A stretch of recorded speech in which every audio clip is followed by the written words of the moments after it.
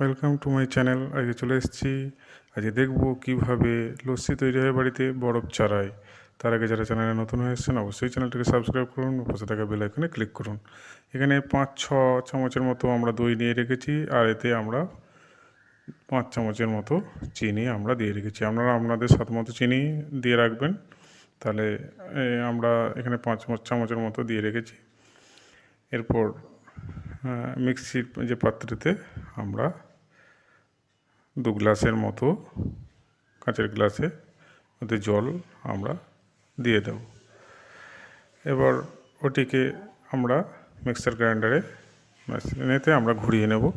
আমরা মিক্সার গ্রাইন্ডারে ভালো করে ঘুরিয়ে নিচ্ছি জল দিয়ে। এখানে ভালো করে মিক্সার হয়ে গেলে আমরা ওটাকে বার করে নেব। আমরা দেখুন আমাদের দই চিনি দিয়ে যে মিক্সারটা তৈরি করেছি জল দিয়ে, সেটা তৈরি হয়ে গেছে। এরপর ওই পাত্রটিকে আমরা কিছুক্ষণের জন্য ফ্রিজে রেখে দেব। এরপর আমরা ফ্রিজে রেখে দিয়েছি। রেখে দেওয়ার পর এটাকে আমরা বার করে নিয়েছি। বার করে নেওয়ার পর আমরা যে মিক্সারটা তৈরি করে রেখেছিলাম সেটাকে আরেকবার মিক্সার গ্রাইন্ডারে ঘুরিয়ে নেব।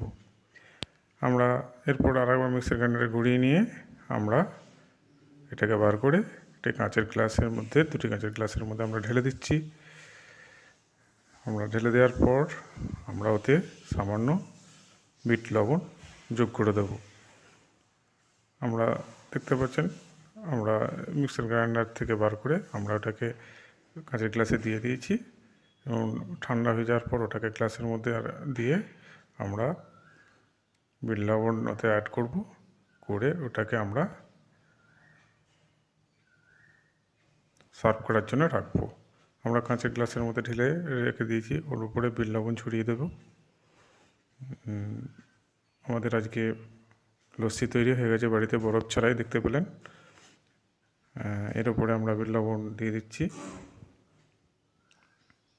অল্প পরিমাণ বিট লবণ ওর মধ্যে ছড়িয়ে দিয়ে আপনারা এটা এরপর খেতে পারেন।